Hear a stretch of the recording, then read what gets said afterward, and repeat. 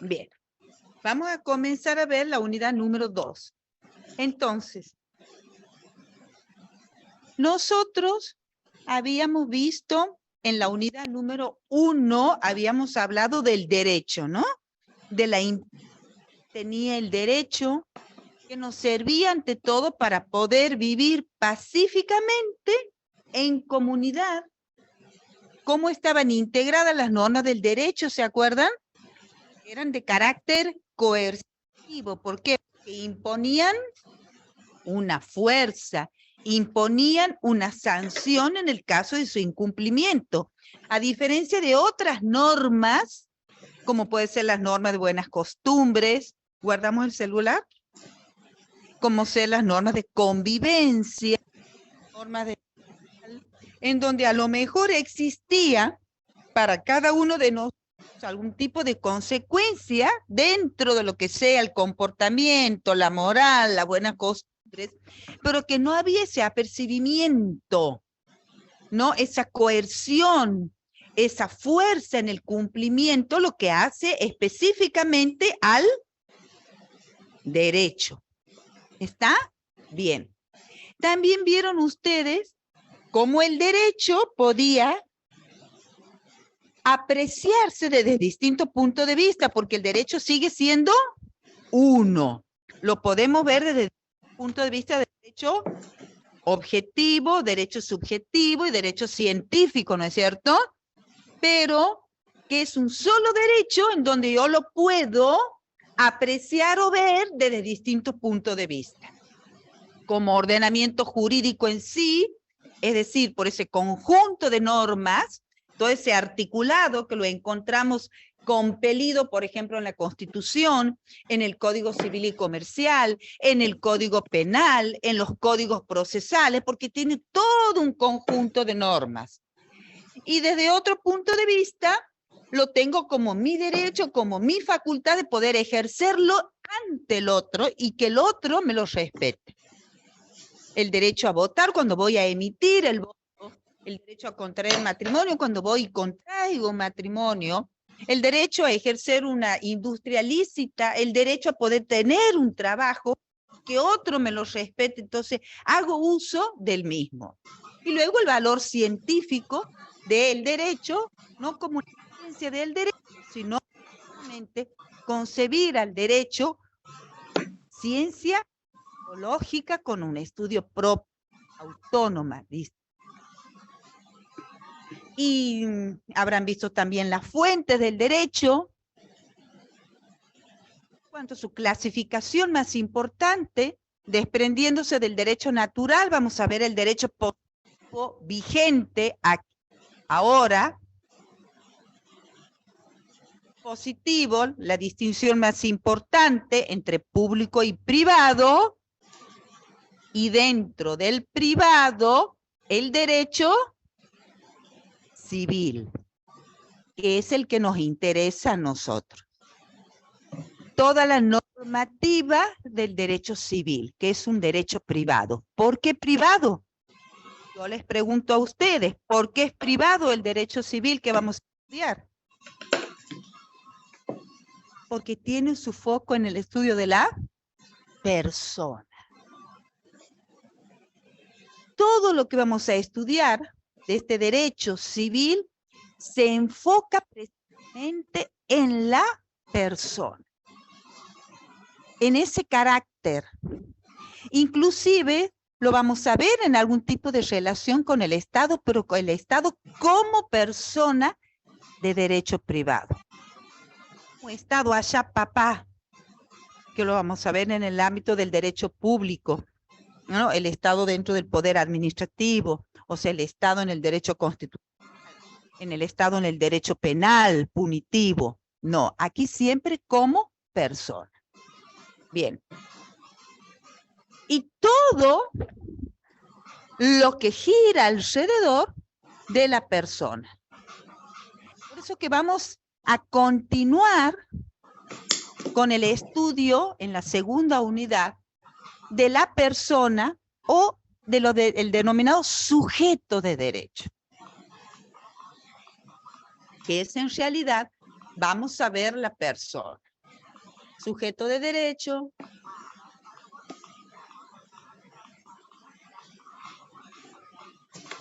Sí.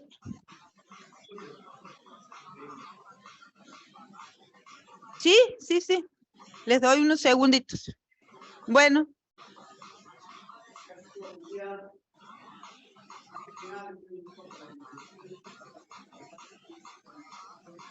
Mi nombre es Leonardo, soy portador del VIH. El VIH es el virus que transmite el SIDA. Más de 20 años soy portador y hace más de 15 años que tengo la suerte, el privilegio de hacer estas campañas de prevención en casi todas las universidades del país. Y les quiero contar chicos de lo que vivimos, la familia, los amigos, la sociedad. Pero lo que duele, lo que molesta, es que el disfrutar de los seres queridos. No tienen un tenedor, platos, vasos, cubiertos, y viven en un rincón de la casa. Estamos sacando cuando no más trabajamos. Se me cagan y lo vuelven a entender. Eso duele, que los seres queridos se discriminen claramente. A mí personalmente me molesta. Estoy luchando para vivir. Me dediqué hace más de 10 años con la suerte de hacer esta campaña, que es una forma de prevenir, una forma de compartir. Y esto que satisface me da ganas de seguir viviendo, de hacerlo todos los años, viajar. Y bueno, es algo que me consigue vivo también. Pero hay chicos jóvenes, chicos muy jovencitos, 18, 20, 25, 30 años, que recién se enteran que son portadores, no lloran una fiesta, se deprimen, y muchos de esos jóvenes se terminan muriendo. Les quiero pedir un favor, chicos, nunca los discriminen. El SIDA se contagia teniendo relaciones sexuales sin usar preservativos o usar una jeringa sin portador que haya usado antes. Que le den un beso, que le den una mano, que tocan un vaso, un mate, que dejen una cafetera, una bebida de casa. Lo más importante que quiero dejar un consejo. Siempre usen preservativos. Por 5 minutos de placer pueden vivir el resto de su vida enferma. Se puede pasar a cualquiera, en un boliche, en un baile, en algún bar de la universidad, en el aula, puede conocer su VIH. Y así puede evitar, puede mirarlo ni un médico, menos nosotros. Entonces, la mejor forma de cuidarte es usando los preservativos. Gracias por escucharme, me saco más tiempo, espero que esto les sirva, que para darle de comer los chicos y continuar con esta campaña. Que fuera,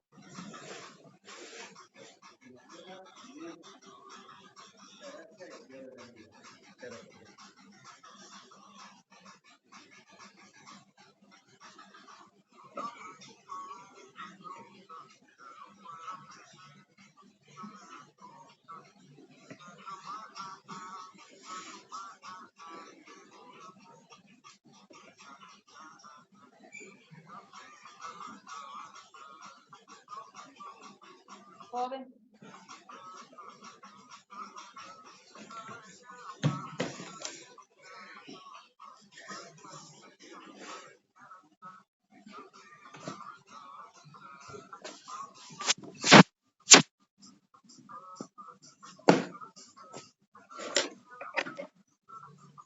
Bien. Bueno, continuamos. Nosotros dentro de esta unidad, entonces lo que nos va a interesar ante todo va a ser esta persona del sujeto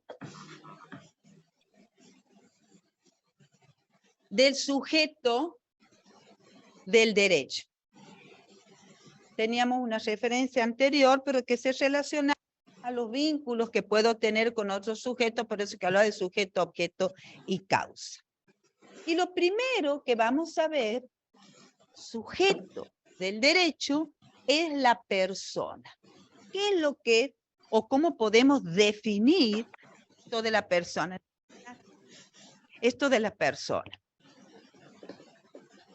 El código actual, el Código Civil y Comercial, a diferencia del Código Velesiano,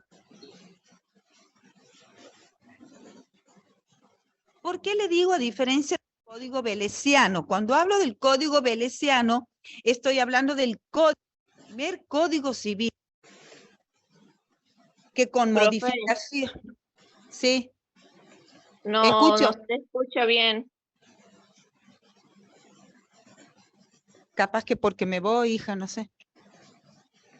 A diferencia del código velesiano, cuando hablo de código velesiano, hablo del código de Vélez-Sarsfield, de nuestro primer código civil, que nos rigió hasta la modificación con la unión del Código Civil y Comercial del año 2015, que con modificaciones posteriores de distintas leyes tiene todos los principios básicos de nuestro derecho civil. El Código de Vélez, por eso digo velesiano, está el Código de Vélez. En el Código de Vélez-Sarsfield, el artículo 33 definía qué se entendía por persona. Y nos decía, persona es todo ente susceptible de adquirir derecho y de contraer obligaciones.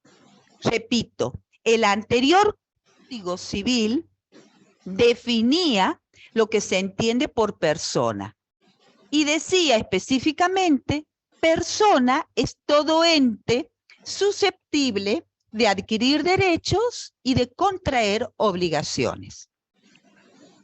Con la modificación de nuestro Código Civil y Comercial, en el año 2015, suprimió ese artículo. El nuevo Código Civil y Comercial no define lo que es persona. Simplemente nos habla de la diferencia entre persona física o humana y persona jurídica. ¿Me han entendido? Entre las críticas, esto traten de entenderlo bien, está en el dossier y generalmente se pregunta en examen para que ustedes sepan por qué. Se suprime esta definición de persona porque se dice que la definición o concepto describe a la persona y la capacidad es un atributo de la personalidad que puedo tenerla o no, porque me habla de todo ente susceptible de poder adquirir derechos, de poder contraer y cumplir con las obligaciones. Y esa definición es típica de una persona que se considera capaz. Pero si es un menor o si es un inhabilitado o persona incapaz, no entraría dentro del concepto de persona. Entonces, dejamos de lado esa definición y directamente el Código Civil y Comercial nos habla de las personas con característica humana, la persona física y las personas jurídicas. Qué lindo mosquito anda por ahí. Bien. Entonces, persona actualmente puede ser la persona física, la persona humana, el hombre, por el solo hecho de serlo nosotros, las personas, o bien las personas jurídicas. Las personas jurídicas son las entidades, son los entes en los cuales el código, el ordenamiento jurídico, le otorga esa aptitud para poder adquirir derecho y contraer obligaciones. No son personas humanas, son personas a las cuales la ley le otorga esa aptitud para poder adquirir derechos y contraer obligaciones en nombre de quien representa. Y las personas jurídicas, para actuar como tal y para ser concebidas como tal, deben ser aceptadas por el ordenamiento jurídico. Cuando yo hablo de ordenamiento jurídico, hablo de las leyes, de las normas. En el Código Civil, Código de Comercio, de algunas ordenanzas, de personería jurídica, del derecho administrativo, etcétera, etcétera. El Código Civil y Comercial reconoce en su articulado, el último punto de esta unidad, no se aflijan, después lo vamos a ver, quiénes son las personas jurídicas. El Estado Nacional, el Estado Provincial, el Estado Municipal, las cooperativas, las sociedades anónimas, las SRL. Entonces, existe una legislación, existen normas específicas que le otorgan a esa entidad el carácter de persona jurídica. ¿Para qué? Para que puedan cumplir con sus obligaciones, para que puedan adquirir derechos. ¿Han entendido? Bien. Entonces, esta es la característica de la persona, de ese sujeto de derecho que vamos a estudiar en esta unidad número 2. El Código Velesiano definía lo que era persona, el Código actual no lo define, el Código actual hace la distinción entre persona humana y entre persona jurídica y nos determina y nos conceptualiza quiénes son las personas jurídicas. Bien, la persona humana. Aquí es muy importante que ustedes comiencen a utilizar la legislación, o sea, nuestro Código Civil. La traducción de los articulados también está en el dossier, para que no inventen nada y comiencen ya a hablar con el léxico y las palabras jurídicas del derecho. Hemos dicho que la persona humana, o sea, somos nosotros, los que tenemos rasgos humanos por el solo hecho de ser humano. Esa es la persona humana. ¿Desde cuándo comienza para nosotros como persona humana? Nuestro Código Civil establece en su artículo 19 el comienzo de la existencia y dice: la existencia de la persona humana comienza con la concepción. Hasta ahí nomás. El anterior Código Velesiano nos hablaba de que comenzaba la persona humana, el comienzo, perdón, de la existencia desde el momento de la concepción en el seno materno. Eso ha sido suprimido. Directamente el artículo 19 nos habla, la existencia de la persona humana comienza con la concepción. Ya no dice en el seno materno. ¿Qué significa? Que se ha aceptado como otra forma de concebir y en consecuencia el inicio de la persona humana, todas las técnicas de reproducción asistida. Al decir a partir del momento de la concepción, toma tanto el modo natural dentro del seno materno como a través de las técnicas de reproducción asistida. Y ahí nosotros tenemos una modificación. ¿Estamos? Bien. Época de la concepción. La ley toma como fecha cierta el día del nacimiento. ¿Y por qué es importante esto?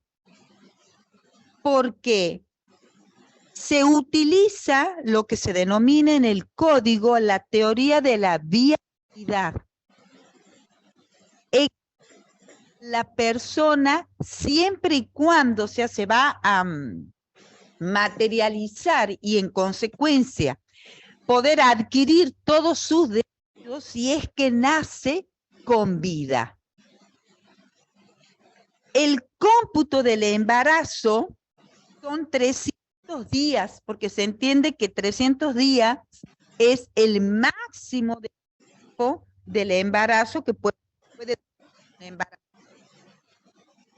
Sí, el término 180 días, aunque ha habido nacimiento. Profe, con vida menos de 180 días. ¿Sí? ¿Qué ocurre? se corta mucho. Y bueno, No se hija, escucha. y hago lo que puedo. A lo mejor cuando me voy, pero que yo porque quiero a todo allá también. Los chicos escuchan bien.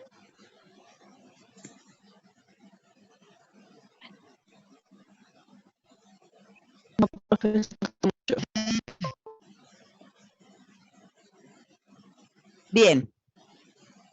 180 días que son 6 meses, ¿no? La teoría de la viabilidad para que nazca con vida, aunque hay embarazos y que llegaron 5 meses y medio y que nacieron con vida. Lo importante es que, según la teoría de la viabilidad, se va a completar y adquirir siempre y cuando nazca con vida. Lo subimos, sí. Estaba el año pasado, pero sí, todos están después. Y esto es para, a ver, repito, no esto es para las clases. Ni se les ocurre estudiar de lo que estamos hablando. O sea, esto es para que ustedes se guíen y nada más. Bueno, esto admite prueba en contrario, se presume la existencia dentro de los 120 días, etcétera, etcétera.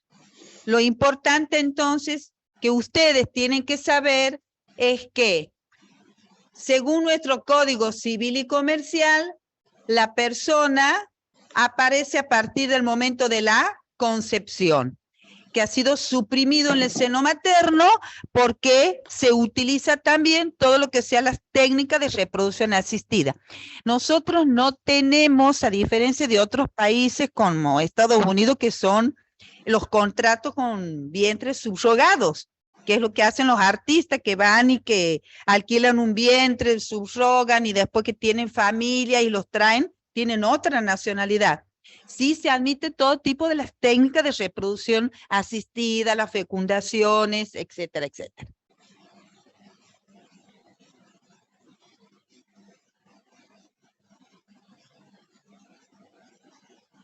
Bien. De la misma manera que me interesa a mí esta persona, porque la voy a estudiar una vez que nazca, y a partir del nacimiento con vida, esa persona quiere derecho y puede traer obligaciones. Por supuesto que mientras sea menor de edad, va a ser sometida a un régimen especial por ser una persona incapaz, por ser menor de edad, para la asistencia de esa persona. Por eso es que nosotros tenemos un régimen especial con relación a los menores de edad. Un régimen que ahora también ha variado mucho, lo vamos a ver cuando precisamente a los menores de edad, con relación a las facultades y algunos derechos que se le da hacia la autonomía de su voluntad. ¿Qué actos puede hacer? ¿Qué actos necesita autorizaciones o no de los padres, de ambos padres, etcétera, etcétera? Siempre el sistema de autorización, de inhabilitación o de incapacidad de las personas se hace teniendo en cuenta y resguardando la integridad de la persona y para la persona. ¿Estamos? Por eso que se establece ese régimen especial por enfermedad, por ser menor de edad, por inhabilitación, por adicción, etcétera, etcétera.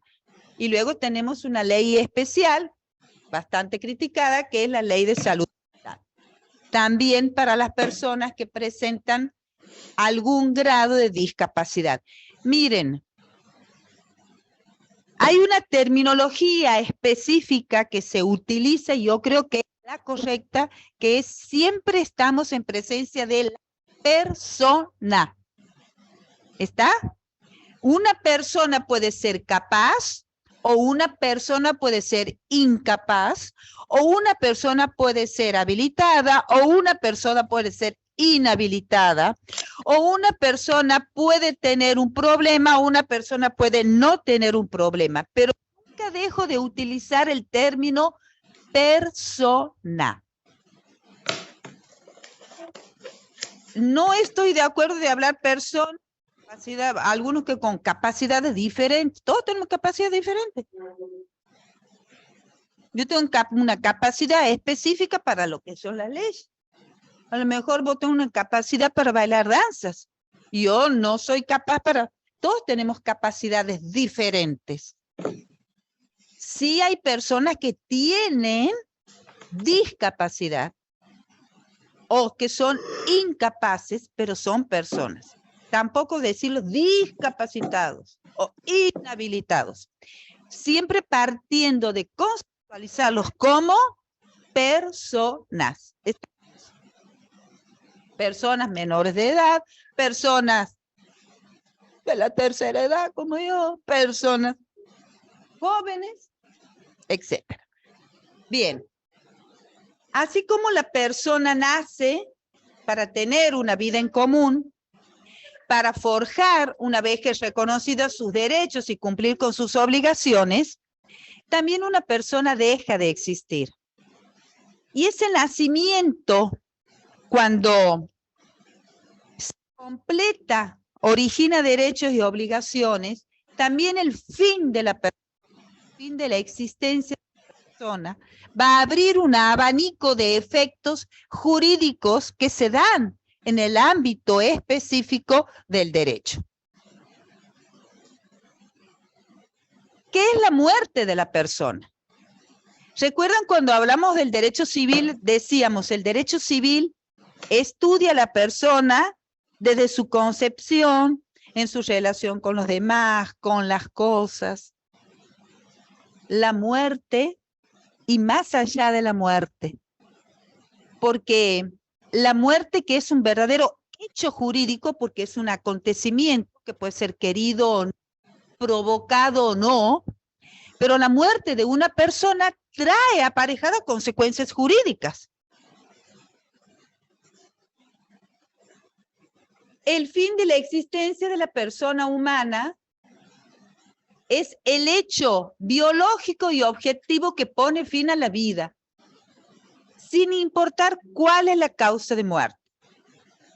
Pero una persona que ha fallecido es una persona cuya existencia ha finalizado, cualquiera sea el motivo de esa finalización. Bien. Se comprueba a través de los estándares médicos adoptados. Es decir, se comprueba a través de la certificación que hace el médico diciendo que se ha producido el deceso de la persona.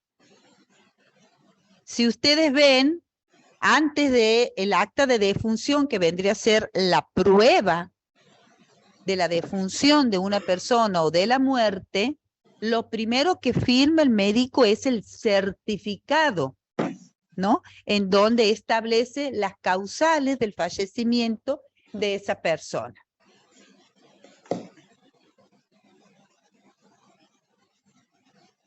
Otra cuestión que también es importante y que se tiene en cuenta principalmente, que luego vamos a ver como un punto aparte, que es toda la ley de ablación o de donación de órganos, es la muerte cerebral. ¿Para qué? Principalmente para los casos en donde hay algún tipo de voluntad, aunque si no dice nada sabemos que con la nueva ley se entiende que va a haber donación de órganos para que se pueda llevar a cabo esa ablación. Y esto nos lleva ante todo a definir a la muerte cerebral o la muerte encefalorraquídea. O sea, cuando te dicen no hay forma de que se pueda recuperar porque su cerebro se encuentra muerto. En ese caso, el certificado médico recién se lo va a aportar una vez que se constata por lo menos 6 horas de esa muerte cerebral. El médico va constatando que lleva 6 horas en ese estado. Pero además tiene que haber ausencia durante esas 6 horas de la respuesta cerebral, ausencia de la respiración espontánea, o sea, que pueda respirar por sí mismo y que no necesita la asistencia mecánica, ausencia de reflejos encefálicos y también, además de la ausencia de que exista inactividad encefálica. Una vez que se comprueba todos estos estándares médicos por 6 horas, recién se puede expedir el certificado médico para declarar el fallecimiento o la muerte de la persona. ¿Estamos? Bien. Ahora, ese hecho jurídico, porque cuando nosotros veamos la unidad 4, vamos a hablar de hecho y de acto jurídico, y como ejemplo típico del hecho jurídico está el fallecimiento de una persona. Ese acontecimiento, que ese fallecimiento provocado o no, natural o no, tiene el nombre de ser jurídico porque trae efectos jurídicos. Imagínense, si yo me muero, mi esposo queda viudo y se disuelve el matrimonio. Es el primer efecto jurídico. El fallecimiento de una persona trae aparejado de pleno derecho, ipso iuri, la disolución del matrimonio. Y en consecuencia puede contraer nuevo matrimonio, porque nuestro matrimonio, cuando veamos la unidad número 5, vamos a ver que es monogámico. No, nosotros no somos como los turcos los hombres que se pueden tener 10 mujeres, un harén, no, una. Nos podemos casar con una persona. Entonces, si muere la persona, recién puede contraer nuevo matrimonio. Y si deja una buena pensión, va a estar más contento, ¿que no? Bien. No se va a casar si no le va a perder la pensión. Entonces, el primer efecto jurídico que trae el fallecimiento de una persona, uno de los efectos jurídicos es precisamente la disolución del matrimonio y en consecuencia la aptitud nupcial que puede tener la persona viudo, viuda, etc.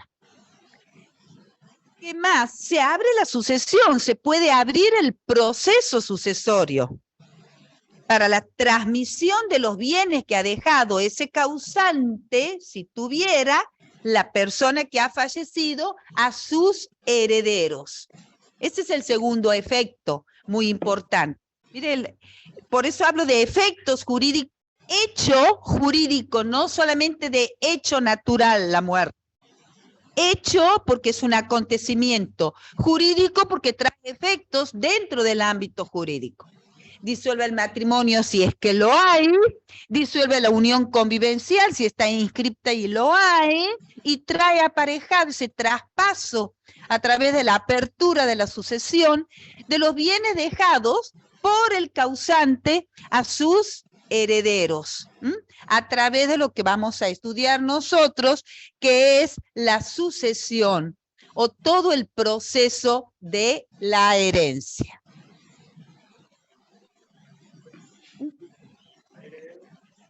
Y si no hay herederos, la herencia queda vacante. Pero vos puedes hacer. Es que los familiares son los herederos. A ver, vos tienes 2 tipos de sucesión. Sucesión, donde puedes dejar un testamento o bien un proceso sucesorio. Ahora, vos puedes dejar un testamento siempre y cuando no afectes la parte que le corresponde como legítima a los herederos forzosos. Ejemplos. Estás en matrimonio y tienes 2 hijos, no puedes dejar un testamento a favor de un sobrino todos tus bienes, a no ser de que exista causa de indignidad, que tus hijos y tu señora te hayan querido matar. ¿Por qué? Porque a ellos les corresponde una porción legítima porque son herederos forzosos.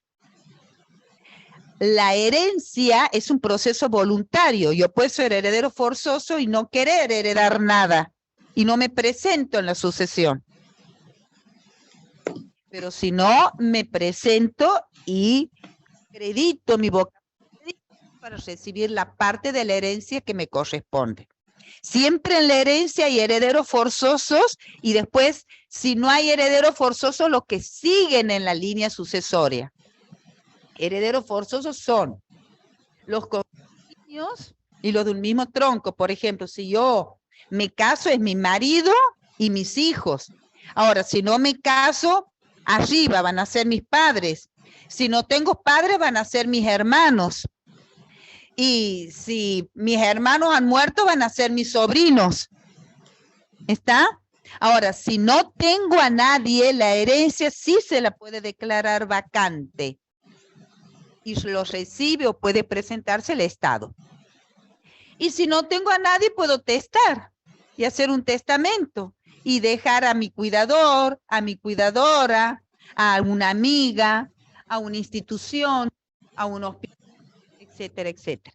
Y también puedo legar y testar y tener herederos forzosos, pero siempre y cuando yo reserve esa porción legítima a esos herederos forzosos. Entonces voy a legar algo que pueda legar. O sea, dejo la herencia a mis herederos forzosos y puedo legar 2 camionetas, un hospital, la entrego como una especie de donación. En el legado describo un inmueble y lo dejo por escritura pública. O un testamento, pero siempre y cuando no vaya a afectar a los demás. No, el fideicomiso es pero el plata en un banco, pero con una finalidad hacia una persona. Y si esa persona no cumple con lo que yo digo, no la tiene. Si yo te voy a dejar un fideicomiso a vos de este dinero en este banco,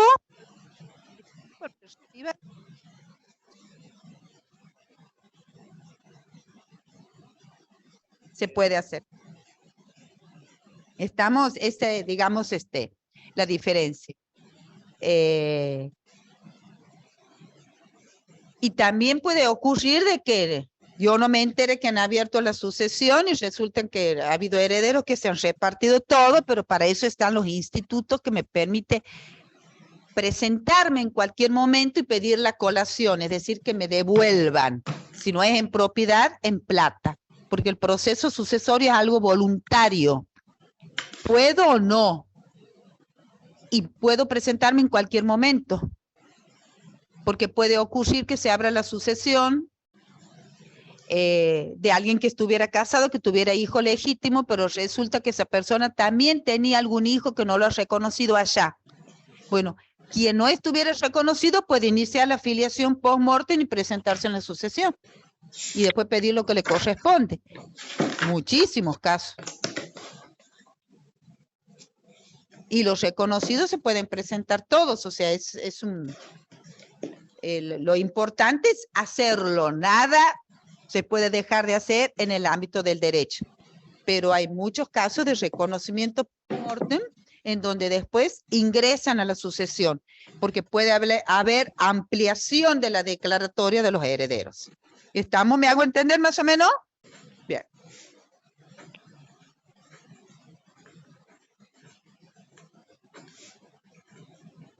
Bien. Ahora tenemos otros casos similares, que es el caso del ausente. ¿Qué pasa con esto del ausente? Y capaz han escuchado ustedes nombrar porque hay distintos tipos de ausencia. En la ausencia en sí lo que se busca es que la persona ya no se encuentra por algún motivo y puede ser que ha dejado bienes o no, que necesitan ser administrados, además de saber el paradero de la persona. Entonces, ¿qué hacemos con esas personas que se ausentan? ¿Y cuáles son las distintas causas y los distintos procesos que se pueden dar con relación a esta persona que es el ausente? Nuestro código establece distintos tipos de ausencia. La ausencia simple. La ausencia simple legislada es la persona que desaparece de su domicilio real. Ya no la ven más. ¿Ha visto eso? A lo mejor si compra cigarrillos, ya no quiere volver más a la casa y se va. ¡Chuc! No sabemos por qué. ¿Y dónde está tu marido? Desaparece. Quiero comprar cigarrillos, no quiero volver más. Bueno, la ausencia simple puede ser la ausencia de la persona que desaparece de su domicilio real. ¿Qué es lo que le interesa, decimos, al derecho? Que esa persona que ha desaparecido haya dejado bienes, negocios o algunas cuestiones que necesitan ser resueltas, que necesitan ser administradas, y no ha dicho nada y se ha ido. No dejó a nadie para que se haga cargo. Entonces, ¿qué tiene que hacer en ese caso? ¿O cómo resguardar? Por ejemplo, si es que hay negocios, que hay bienes a administrar, independientemente acerca del paradero de la persona. Pero al derecho también le interesa cómo se va a resguardar si hay bienes, si hay negocios que administrar. En ese caso, se puede solicitar cualquiera que tuviera un interés legítimo, un hermano, la esposa, el esposo, el primo, el tío, la persona conviviente, o el Ministerio Público Fiscal o el defensor, o concurrir a algún vecino a estas oficinas que representan el interés público, poniendo en conocimiento la situación de la desaparición de esa persona en el domicilio real. Independientemente de que exista una investigación, nosotros hablamos desde el punto de vista del derecho civil. ¿Para qué? Por la existencia de esos bienes, negocios que necesitan ser administrados. Se inicia un proceso judicial en el cual el juez designa otra persona que puede ser el que ha denunciado, que puede ser un defensor oficial, con la facultad de ser un curador, defendiendo el interés personal y defendiendo también la administración de los bienes o de los negocios. Hasta que la persona aparezca, que puede ser que aparezca, porque es un caso de derecho simple. Se fue y es posible que vuelva. Mientras tanto, a manera de prevención, se inicia toda esta especie de tutela jurídica para resguardar la persona, para resguardar los bienes, de los negocios, etcétera, etcétera, que pueda tener esta persona. Por una ausencia simple, se ausentó del lugar. ¿Entendido? Bien, ese es el caso de la ausencia simple. Ustedes no sé si recuerdan, o capaz que son muy jóvenes, que aparecía por televisión el caso de una chica que le habían ocupado la casa, que los vecinos o los parientes denunciaban, que aparecían unos payasos. ¿Ustedes no se acuerdan? Que no, algo así yo quería recordar, no sé qué habrá pasado, si la han encontrado, pero que la chica se dedicaba a las fiestas infantiles. ¿No recuerdan ustedes ese caso? Y que decía que le habían ocupado otros que trabajaban con ella, pero que a ella no la veían más, y querían entrar a la policía, se aparecían ellos disfrazados de payaso, que venían y que habían denunciado los parientes de ella, porque es como que estaba esa casa, que era la casa de ella. Entonces comenzó toda una investigación, querían la designación de un curador para la administración precisamente de esa propiedad, y comenzó a investigar. Pero eso es un principio que es la ausencia simple. ¿Por qué legisló esto en el Código Civil, porque hay distintos tipos de ausencias y que traen consecuencias jurídicas esas ausencias, que es precisamente, en muchos casos, la declaración del...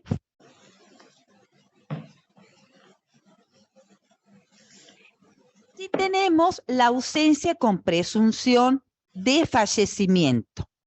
Con relación a la ausencia con presunción de fallecimiento, es todo un proceso. La persona desaparece de su domicilio general, el ausente con presunción de fallecimiento, por periodos prolongados que hace dudar si la persona está viva. Esa es la ausencia con presunción de fallecimiento.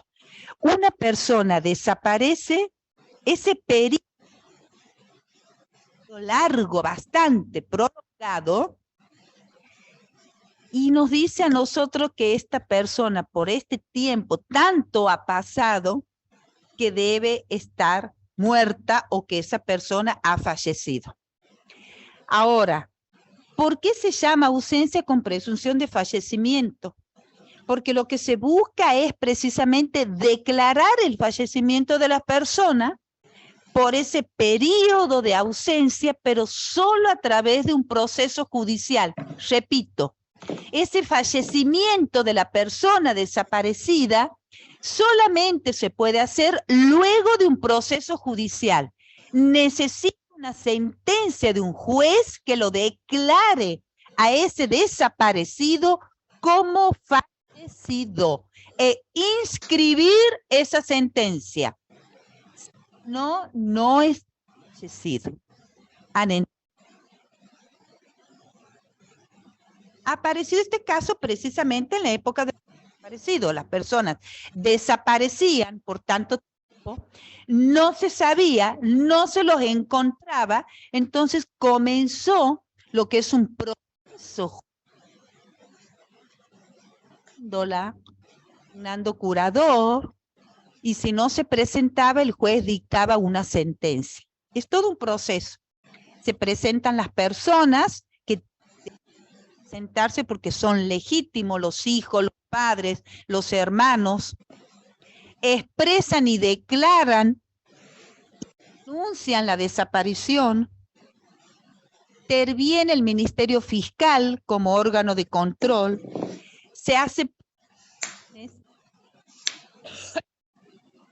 en el diario de mayor circulación y en el boletín oficial, esas publicaciones. Yo les cuento esto porque todo esto le van a preguntar, están en el dossier, ¿no? Pero yo para que ustedes lo entiendan más rápido, publicaciones llamándola a la persona que comparezca. Tiene iniciado este proceso, que si está viva, comparezca para que está viva. Y para todo, más las pruebas que se tuviera, interviniendo el Ministerio Público Fiscal, puede el juez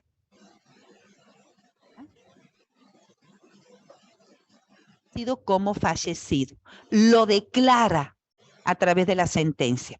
Esa sentencia que lo declara como fallecido, para que produzca los efectos, tiene que ser inscripta en el registro del estado civil y capacidad de la persona. ¿Está? La prueba del nacimiento de una persona que expide el médico a través del certificado nacido vivo es mediante el acta de nacimiento. ¿Ustedes cómo prueban que está vivo? Cuando traen el acta de nacimiento. Ustedes le piden acta de... ¿A quién le han pedido acta de nacimiento? Eso prueban que están vivos, ¿no es cierto? Bien. ¿Quién emite el acta de nacimiento? El registro del estado civil y capacidad de la persona. Organismo administrativo que nos registra a nosotros, que somos personas nacidas vivas. ¿A través de qué? A través del certificado de nacido vivo que le dio el médico. Seguramente a sus padres, mamá, papá, que fue a inscribirlo. fallecimiento de una persona también se hace ante el registro del estado civil y capacidad de la persona. Se lleva el certificado de defunción y el registro o las salas ahora hacen todo el trámite, nos entregan el acta de defunción. ¿Cómo se prueba entonces el fallecimiento de una persona? Mediante el acta de defunción. ¿Quién lo emite? El registro del estado civil y capacidad de la persona, órgano administrativo. Si ustedes entienden lo que es el registro del estado civil y capacidad de la persona, se van a dar cuenta que ahí se va a registrar los nacimientos, los matrimonios, las uniones convivenciales, el fallecimiento de una persona, el divorcio de una persona. ¿Y por qué? Porque es el estado que nosotros tenemos: vivo, divorciado, soltero, unión convivencial, casado, muerto. ¿En dónde? En el registro del estado civil y capacidad de la persona. ¿Han entendido? Bien. Cultura general, nada más, chicos, para que sepan ustedes dónde. Ahí está. Bien. ¿Qué pasa en estos procesos? Sentencia que dicta el juez es la que se debe inscribir, porque el juez declara el fallecimiento de la persona. Una vez que se inscribe esa sentencia, ahí esa persona como necesidad, porque eso es cuando la ausencia es por lo menos de 3 años. Yo a partir de los 3 años que una persona parecida, puedo iniciar este proceso de la ausencia con presunción de fallecimiento. Es el caso ordinario. O sea, es voluntario, lo puedo hacer o no. Hay muchas personas que no lo hacen, todas estas chiquitas desaparecidas, que los padres los siguen buscando. Ajá.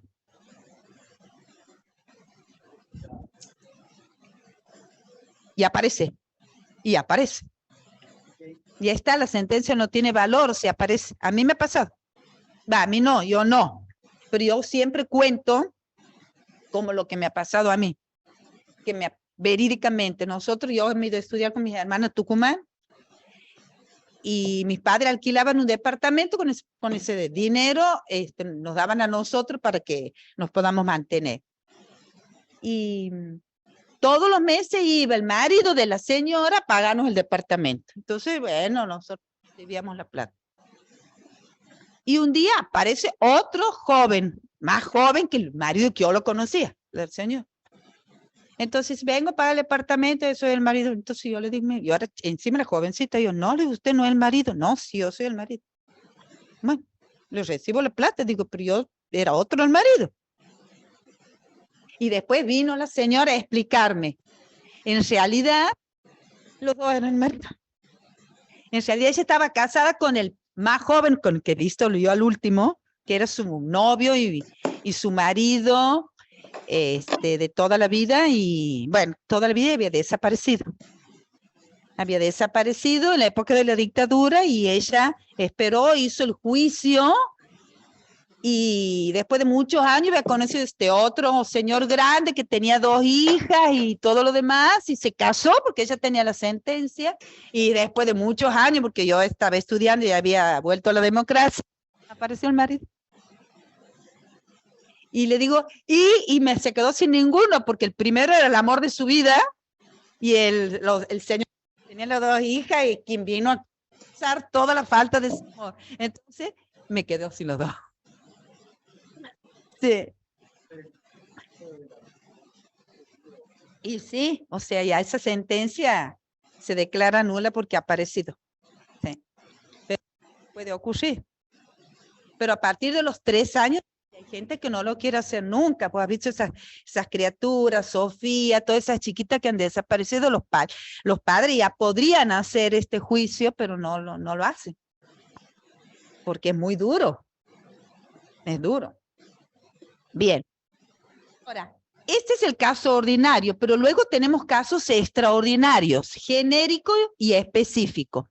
El genérico, pasan 2 años, la persona se encontraba en un incendio, terremoto, en zona de guerra o en algún suceso susceptible de poder ocasionar la muerte. Ya no es necesario esperar 3 años, sino con 2 años ya inició el proceso. ¿Qué es lo que ha pasado? Ustedes capaz que no leen o no habrán leído, pero ¿se acuerdan en el rodeo? En la luz que hubo de esas casas. Bueno, yo tengo gente muy conocida que ha desaparecido y que después iniciaron, o sea, no las han encontrado más. Y no la van a encontrar. Entonces, y salían las publicaciones en el diario, en donde lo mismo se las llama, ¿me entiendes? Para poder, pues, puede declarar el fallecimiento. Y el caso extraordinario específico de 6 meses, cuando se hunde el buque, que, por ejemplo, o la aeronave es perdida, que el caso del ¿se acuerdan? Argentino. ¿Se acuerdan? Bueno, en ese caso también. O sea, no hay que esperar, sino que a los 6 meses ya iniciar el proceso judicial para obtener sentencia que declare el fallecimiento de la persona.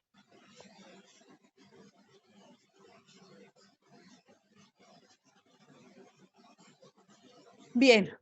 Aquí, por ejemplo, nosotros tenemos, ¿no?, algunos presupuestos necesarios. Lo importante es que ustedes sepan que en el caso del fallecimiento, de la ausencia con presunción de fallecimiento, siempre debe haber un proceso judicial. Siempre hay un juez que va a actuar para que se llegue a esa sentencia. Y otra cuestión que le van a preguntar en el examen seguro es que tiene que haber sentencia de un juez y sentencia inscripta. No se olviden, porque si no le van a decir que está mal. En el caso de la ausencia con presunción de fallecimiento, esa declaración de fallecimiento debe ser por una sentencia de un juez y que esa sentencia se encuentre inscripta en el registro civil. Perfecto. Inscripto en el registro civil. Nunca se olviden, el registro del estado civil y capacidad de la persona inscribe todo nuestro estado. Está el nacimiento, el fallecimiento, el casamiento, el divorcio convivencial. Para eso existe. Es el ente administrativo que nos registra a nosotros. Eso tengan en cuenta siempre. ¿A dónde? Registro civil. ¿A dónde tengo que sacar el acta de nacimiento? Me voy al registro civil. Ahora está digitalizado todo y más rápido. ¿A dónde? Entonces, ¿quiénes están legitimados? Quien tenga derecho subordinado a la muerte del ausente, es decir, quien tenga algún tipo de legitimación desde el punto de vista del proceso y del derecho civil, el cónyuge, los hijos, o sea, los herederos que se encuentren, los padres, los parientes más próximos, el Ministerio Público Fiscal también se encuentra, o el defensor también se encuentra legitimado para iniciar el proceso. En ese proceso, los pasos, por eso se llama procedimiento, es el juez designa un defensor de ese ausente. Va a estar el Ministerio Público de Defensa representando el interés de ese ausente. Puede ser que ese ausente diga, no, me he ido a comprar cigarrillo que no la aguantaba mi mujer. Puede ser que aparezca. Puede ser que estaba perdido. Puede ser que haya estado enfermo. Puede ser que haya estado internado. O sea, puede ser muchas cuestiones que nosotros se nos puede presentar, circunstancias, ¿no?, de la vida que se puede presentar y que por eso siempre a la par de quien denuncia el juez designa a otra persona para que represente los intereses del ausente. Vos estás denunciando, pero yo no sé si no, a lo mejor vos estás denunciando porque yo lo declaré muerto y él a lo mejor está haciendo algún tratamiento, o él a lo mejor se ha ido, o ella a lo mejor se encuentra en una situación de vulnerabilidad y por eso no aparece. Entonces, para resguardar el interés legítimo de esa persona que es ausente, designa un curador, quien lo va a representar. ¿Me hago entender? Bien. Ahora, ¿qué más hago yo, juez? Lo cito al ausente. Venga, lo estoy llamando. Para citarlo utilizo diario de mayor circulación de la zona y el boletín oficial. Y lo cito por varios días, ¿no? Varias veces lo cito. Por eso dice, lo cito para que en el término de 6 meses, lo cito hoy para que aparezca dentro de 6 meses. Hago una publicación la semana que viene, lo vuelvo a citar por 6 meses. O sea, pongo y le digo ahora, si usted no viene en 6 meses, voy a nombrar otro defensor para que lo siga representando. Nunca lo dejo solo al ausente, porque el defensor puede actuar, puede seguir buscando, ¿no? Por eso hablo del defensor de ausentes. Capaz que ustedes han escuchado alguna vez el nombre, defensor de pobres, menores, ausentes e incapaces, porque este defensor va a representar los intereses precisamente de ese ausente, lo va a poder buscar, va a ver si tienes bienes, va a ver si tienes hijos, va a ver qué es lo que pasa. Entonces lo tengo ahí siempre. Ahora, se declara la muerte del ausente en el caso ordinario el último día del primer año y medio que ha sido visto con vida. En el caso genérico, el día del suceso que haya ocurrido, por ejemplo, ese incendio o ese alud, y en el caso específico, el día que se tuvo noticia del siniestro, que se perdió el avión o que se hundió el buque.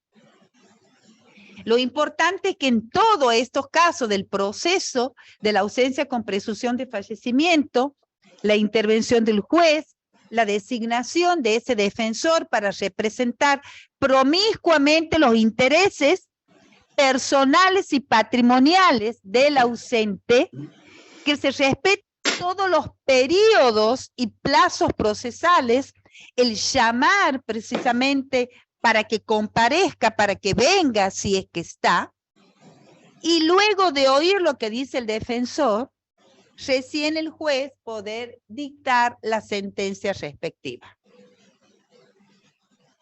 Sentencia que una vez inscripta en el registro del estado civil y capacidad de la persona, tiene los efectos propios del fallecimiento de una persona, que es la disolución del vínculo matrimonial y la apertura de la sucesión. Con esa sentencia firme, yo puedo ir ante otro juez, si tengo derecho y soy heredero, a abrir la respectiva sucesión. ¿Estamos? ¿Hemos entendido hasta ahí, chicos? Digan algo, pues. Bueno, así me gusta. Bueno, muy bien. Voy a seguir un poquito más en atributos de la personalidad para ¿con quién tengo? El miércoles. Bien, los atributos de la personalidad. ¿Qué son los atributos de la personalidad? Hemos visto ya lo que es persona, desde cuándo es persona, y hay ciertas calidades, cualidades o presupuestos que son propios de la persona. Todo lo tenemos por el solo hecho de ser personas y que son atributos de la personalidad. Cualidades, calidades, presupuestos ineludibles de las personas. Todos los tenemos, inseparables de las personas. Hacen a la esencia misma de la persona, hacen a la personalidad. No existe que no tenga estos atributos. ¿Cuáles son? Nombre, domicilio, capacidad y estado. Estos son los atributos de la personalidad. Nombre, domicilio, patrimonio y estado. Lo vamos a ir viendo nosotros, cada uno de ellos en el desarrollo del clase. Esta unidad es una de las unidades más largas, pero es linda. Hay que ir viéndola y estudiándola. ¿Qué características en general tiene estos atributos? Son necesarios, son inseparables, son necesarios porque todas las personas los tenemos. Hacen a la característica propia de la persona. No hay persona que no tenga estos atributos. En consecuencia, son inseparables de la persona. Son inalienables, están fuera del comercio. Yo no los puedo vender, grabar. Son únicos porque nosotros, cada uno de nosotros tenemos de manera única estos atributos, porque no se van a adquirir ni se van a perder por el tiempo. Ni se adquieren ni se pierden por el tiempo. Y ellos son el nombre, domicilio, capacidad, patrimonio y estado. Y cada uno de ellos tienen un rasgo característico. En cuanto me permite a mí, por ejemplo, mi identificación, me permite en cuanto a mi capacidad, permite a mí establecer un régimen de inhabilitación o de incapacidad, me permite saber a mí a dónde vivo o dónde puedo realizar mi domicilio procesal, de negocios, de sociedades. Saber que aunque no tenga nada, tengo un patrimonio y me permite saber quién soy en mi familia y ante los demás. Eso es lo que conocemos como los atributos de la personalidad. Quedamos hasta aquí, chicos, y en la clase que viene seguimos con cada uno de los atributos. ¿Alguna pregunta? ¿Nada? Bien. ¿Alguna pregunta? No, bro. Bueno.